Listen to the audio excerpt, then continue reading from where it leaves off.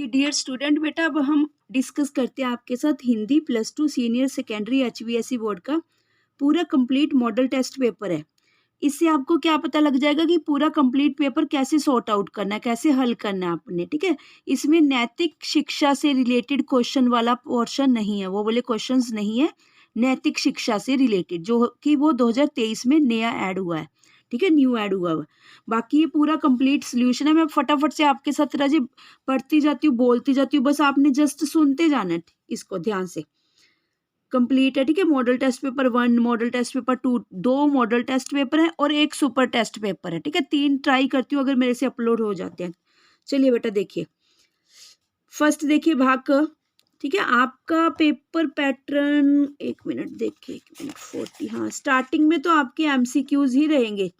थोड़ा सा फर्क है बच्चे, ये पुराने मॉडल के अकॉर्डिंग है बेसिकली, ठीक है। जो अब न्यू पैटर्न है आपका, स्टार्टिंग में पहले क्या आता था, पहले सब्जेक्टिव पेपर होता था, फिर ऑब्जेक्टिव होता था अब तक 2022 तक। पर अब फर्स्ट टाइम 2023 से क्या रहेगा, सिंगल पेपर हो जाएगा, एक ही पेपर, यानी कि क्वेश्चन पेपर एक ही बुकलेट मिलेगी, ABCD 4 कोड मिलेंगे और 80 मार्क्स का 80 मार्क्स का एक ही बुकलेट के अंदर होगा पूरे का पूरा क्वेश्चन पेपर।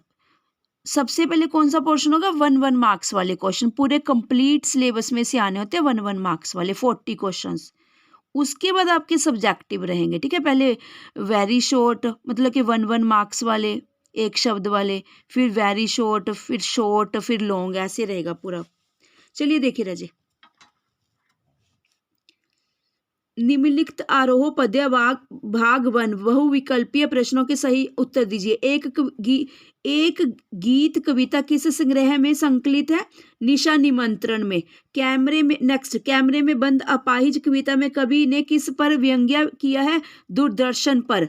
थर्ड क्वेश्चन देखिए, सहर्ष स्वीकारा है कविता में गरीबी को क्या माना है, गर्बीली। फोर्थ, उषा कविता में राख से क्या लिया है, चौका, ठीक है। फोर्थ का चौका आंसर है जी। फिफ्थ का आंसर देखिए, उषा कविता किस काल से संबंधित है, प्रयोगवाद से, प्रयोगवाद। छठा क्वेश्चन देखिए, तुलसीदास किस शाखा के प्रतिनिधि कवि हैं, राम भक्ति के। सेवंथ, राम लक्ष्मण परशु राम संवाद कविता रामचरितमानस के किस कांड से संकलित है, लंका कांड से। माँ अपने आंगन में किसका टुकड़े लिए खड़ी है, चांद का। फितरत का कायम है तेवाजून आलमे हुस्नो इश्क में भी। यहाँ फितरत का अर्थ है आदत। मन विन फन करीबर कर हीना, यहाँ करीबर का क्या अर्थ है, हाथी, करीबर हाथी। छटपटाती छाती को कौन डराता है, भवितव्यता, ठीक है जी। 12th देखिए, दूरदर्शन पर आंख की तस्वीर कैसी थी, फूली।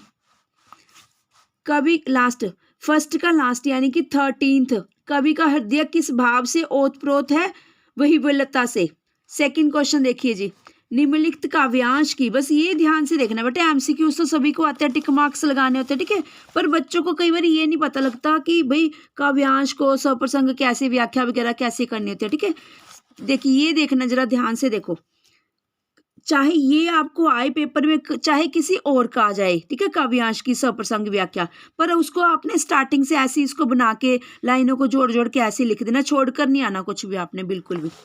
देखिए, निम्नलिखित काव्यांश की सप्रसंग व्याख्या कीजिए।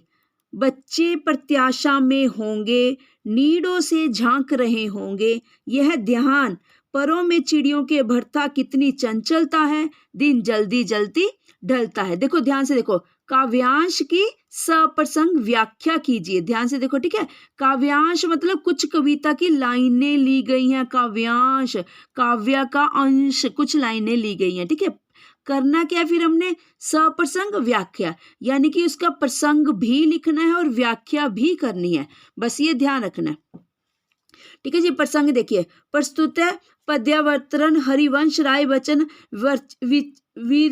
विरचित दिन जल्दी जल्दी ढलता है, शीर्षक कविता से अवितरित है। इसमें कवि ने अपनी मंजिल पर गए पंक्षियों के अपने बच्चों के प्रति वात्सल्य भाव का चित्रण किया है, ठीक है, ये बताया कि प्रसंग क्या किस चीज के बारे में है। चलो व्याख्या, अब इनको सरल भाषा में लिखा जाएगा। कवि का कथन है कि जीवन मार्ग पर अग्रसर चिड़ियों को अपने बच्चों का ध्यान आ जाए, उन्हें लगे कि उनके बच्चे घोंसलों में उनके लौटने की प्रतीक्षा में घोंसलों से बाहर झांक रहे होंगे। यह ध्यान चिड़ियों के पंखों में और अधिक गतिशीलता भर देता है, अर्थात जब भी चिड़ियों को अपने बच्चों की याद आती है तो उनको लौटने की ज्यादा शीघ्रता और उत्सुकता बढ़ जाती है। कवि कहते हैं कि दिन शीघ्रतापूर्वक व्यतीत हो रहा है, समय परिवर्तनशील है।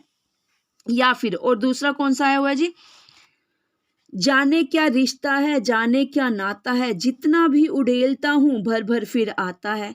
दिल में क्या झरना है, मीठे पानी का सोता है, भीतर वह ऊपर तुम, मुस्काता चांद ज्यों धरती पर रात भर, मुझ पर त्यों तुम्हारा ही खिलता वह चेहरा है। उत्तर देखिए राजे, बिल्कुल ही एज इट इज लिख कर आना है, ध्यान से देख लो बच्चे इसको, ठीक है। आता हो या चाहे नहीं आता हो, सब प्रसंग लिख के, व्याख्या लिख के, इन लाइनों को जोड़ के थोड़ा सा अपने शब्दों में लिख के लिख देना बस आपने। प्रसंग देखिए, प्रस्तुत पंक्तियां आरोह भाग 2 में संकलित कवि मुक्त बोध द्वारा रचित सहर्ष स्वीकारा है नामक कविता से, ठीक है। कविता का नेम लिखना है, कौन सी बुक से लिया गया वो लिखना है, और कौन सा कवि है, तीनों चीजों ध्यान से देख के लिखने, ठीक है। कविता से अवितरित है, इनमें कवि ने रहस्यवादी, फिर क्या लिखना है कि किस चीज के बारे में बातें कर रहे हैं। कवि ने रहस्यवादी चेतना का परिचय देते हैं मनुष्य और परमात्मा के अटूट संबंध का चित्रांकन किया है। व्याख्या देखिए जी, कवि कहते हैं कि हे प्रभु, मैं नहीं जानता कि मेरा आपके साथ क्या क्या रिश्ता नाता है, मेरा आपसे क्या संबंध है, अर्थात मेरा आपके साथ अटूट संबंध है। दिल में न जाने कौन सा प्रेम रूपी झरना मौजूद है। मैं इस झरने को जितनी बार भी खाली करता हूँ, यह बार बार अपने आप उतना ही भर जाता है। कवि का अभिप्राय है कि आपके प्रति मेरे हृदय में प्रेम रूपी झरना प्रवाहित है। मैं बार बार प्रयास करके इसे खाली करना चाहता हूँ, परंतु यह फिर भर जाता है। मैं आपके प्रति अपने हार्दिक प्रेम को कम करना चाहता हूँ, लेकिन यह कम होने की अपेक्षा और बढ़ता ही जाता है। हे असीम सत्ता, मेरे भीतर हृदय में तो मीठे पानी का स्रोत या झरना मौजूद है और बाहर तुम विराजमान हो। कवि का कथन है कि जिस प्रकार रात्रि में मुस्कुराता हुआ खिलता हुआ चंद्रमा धरा पर अपनी शीतल चांदनी बिखेरता है, ठीक है उसी प्रकार हे प्रभु, मेरी आत्मा पर आपका ही चेहरा या स्वरूप खिलता रहता है। मेरी आत्मा में सदैव आपका स्वरूप छाया रहता है।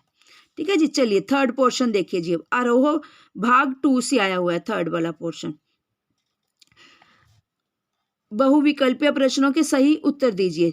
1/13 यानी कि 1 मार्क्स के 13 क्वेश्चन लिए गए, टिक मार्किंग वाले ही हैं ये भी। देखिए, भक्तिन का दुर्भाग्य कैसा था, हठी जिद्दी टाइप का, यानी कि भक्तिन किसके लिए प्रमाण खोजने में पटु है, तर्कहीनता। पैसे की व्यंग्य शक्ति कैसी है, दारूण। नेक्स्ट, बाजार का जादू किसकी राह काम करता है, आंख की। 5th, काले मेघा पानी दे किस विधा की रचना है, संस्मरण की। किसान बुवाई के समय अपनी जमीन में कितना सेर गेहूं फेंकता है, 5-6 सेर, 5 से 6 सेर तक का। काला खां क्या कहकर प्रतिद्वंदी पर टूट पड़ता था, आली नहीं आली। लुट्टन सिंह ने किस पहलवान को ढेर कर दिया था, चांद सिंह। लुट्टन सिंह ने किस पहलवान को ढेर कर दिया, चांद सिंह को। सफिया के कितने सगे भाई पाकिस्तान में थे, 3।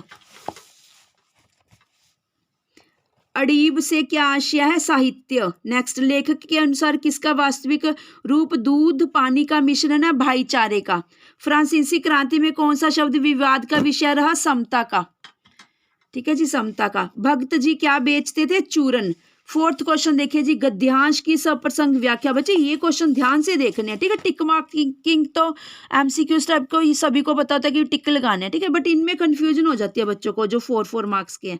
चलिए, गद्यांश की देखिए, गद्यांश की वहां क्या था, वहां काव्यांश था, काव्यांश की सप्रसंग व्याख्या थी। ये बच्चा गद्यांश है, गद्यांश की सप्रसंग व्याख्या कीजिए। भक्तिन और मेरे बीच में सेवक स्वामी का संबंध है, यह कहना कठिन है, क्योंकि ऐसा कोई स्वामी नहीं हो सकता जो इच्छा होने पर भी सेवक को अपनी सेवा से हटा ना सके, और ऐसा कोई सेवक भी नहीं सुना गया जो स्वामी के चले जाने का आदेश पाकर अवज्ञा से हंस दे। भक्तिन को नौकर कहना उतना ही असंगत है जितना अपने घर में बारी बारी से आने जाने वाले अंधेरे उजाले और आंगन में फूलने वाले गुलाब और आम को सेवक मानना। बेसिकली थोड़ा सा राजे इनडायरेक्ट वे में दिया होता है, बस ये इसको थोड़ा सा अच्छे ढंग से लिखना है और कहाँ से लिया गया है, कौन क्या कह रहा है, कौन सी बुक से लिया गया, ठीक है, वो सब बताना है।